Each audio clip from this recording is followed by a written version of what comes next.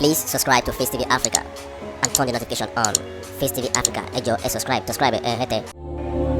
Face TV Muswobi.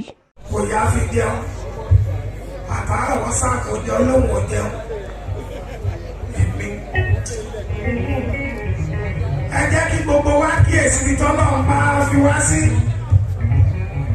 Àwọn kankan wà kì í ṣe ikú. Ìtẹ̀yìn ò bá kí ń sábà jẹ lé bí mo ṣe wà yìí.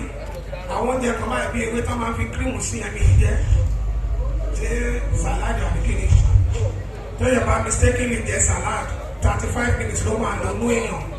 Ẹ̀rọ àwọn agbẹ́tọ̀ wọn máa kú tó bá ti ń kú wọ́n ti bẹ̀rẹ̀. The next person I'm reading on stage. Young Swa, ẹ bá àgbàtà fún Young Swa kó máa bọ̀. Lẹ́yìn náà, à ń lọ sọ́dọ̀ bàbá kábíyèsí ọ̀dọ́ ìṣá.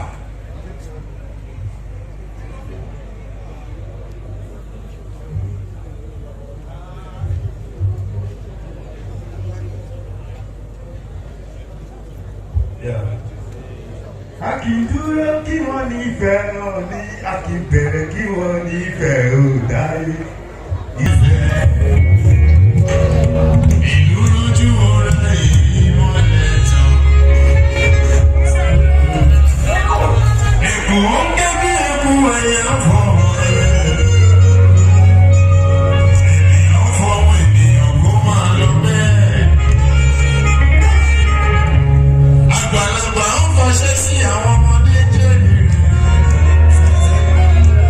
Ènìyàn fọwọ́ ènìyàn kó máa lọ bẹ́ẹ̀.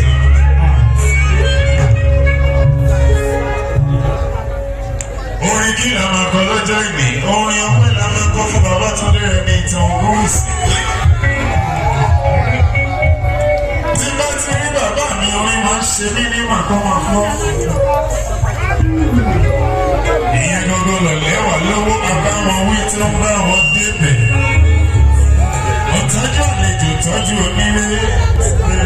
Àlàkà àwọn àpáàrà ìrìnfọ̀ láyé ra ká.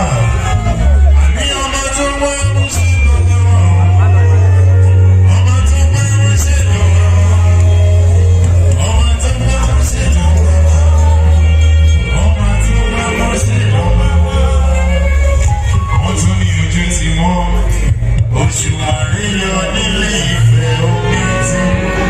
Please subscribe to Face TV Africa and turn the notification on. Face TV Africa, ẹ jọ̀ọ́ subscribe, hete. Face TV Muswobi.